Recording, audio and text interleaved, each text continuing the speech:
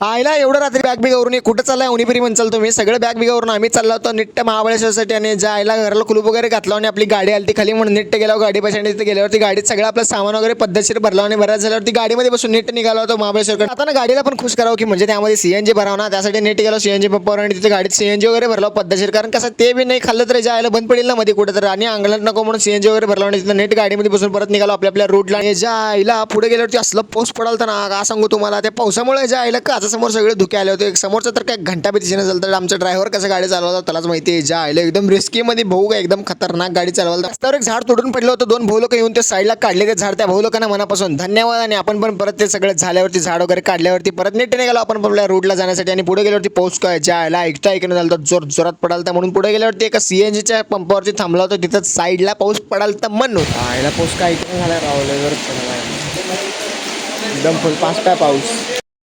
इकडे बसलो निवांत पद्धतशीर आहे सगळे गाडीत बसले तर पाऊस बारीक झाले की जायचं आपल्याला इथं.